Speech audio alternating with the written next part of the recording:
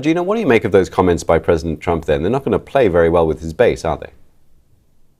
So look, what we're seeing here is actually pretty significant. You've got two Republican senators, Tom Tillis and Lisa Murkowski, breaking ranks and calling for the Department of Homeland Security Secretary Christine Noem to resign.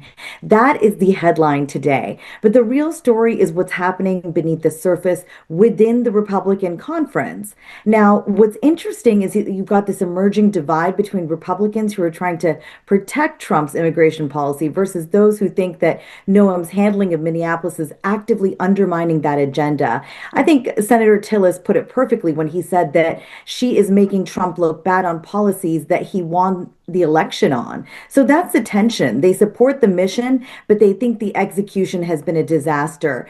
And then what makes all of this more interesting is that Second Amendment angle. You've got a party that's built on gun rights now, watching some officials question why Alex Pretti, the 37-year-old slain ICU nurse, was carrying a firearm at a protest, something that's completely legal in Minnesota. And that's creating real ideological discomfort. Some Republicans are actually citing Second Amendment concerns in their calls for investigation. And President Trump himself, I mean, he has said that he doesn't like the fact that he had a gun. That's problematic for him as well, isn't it? Oh, it certainly is. But, here again, back to who's breaking away. It's not just the usual suspects breaking away. You've got over 24 Republicans calling for investigations. People like Senator Bill Cassidy, a physician who has literally faced a Trump-backed primary challenger. And he's saying that the credibility of ICE and DHS are at stake. So when someone in his position is willing to stick his neck out, that tells you how uncomfortable the situation has become. And then also you have to see on whether these cracks are real. Are they real? Yes and no. I think there's nuance here. Most Republicans are threading a very careful needle. They're supporting ICE operations in principle, but they're criticizing the specific handling of these shootings. What you're not seeing yet, though, is that Republicans are turning on the broader immigration crackdown itself. Right now, they're compartmentalizing.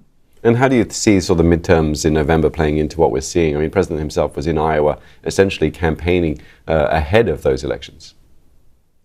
Well, look, we have to look at Capitol Hill again in order to really get to this because the Senate Majority Leader John Thune, he's staying neutral right now. He's basically saying that that's the president's judgment call. That is leadership trying to avoid getting caught in the crossfire. But again, you're seeing cracks even there with Republicans refusing to defend Secretary Kristi Noem when they're asked directly. But what makes all this most consequential is that it's forcing Republicans to choose between institutional trust and partisan loyalty. You've got Republican senators like John Curtis of Utah saying officials who rush to judgment before all the facts are known, they undermine public trust. I mean, that is a pretty direct shot at the administration's messaging strategy.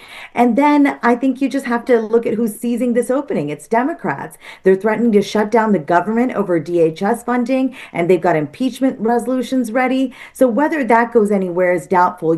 They would need more Republican votes, but it shows that they see this as a real vulnerability. I will say here, the bottom line is that these aren't existential cracks in the Republican coalition, but they are real fissures around execution and accountability. The question is also whether this becomes a one-off moment of dissent or whether it emboldens more Republicans to push back on how, not whether, the administration pushes its immigration priorities. And that could matter as we head towards the midterm elections. And that will be determined as well by the actions that happen on the streets. Thanks very much, Rina. Rina Shah, the geopolitical strategist and former senior Republican aide.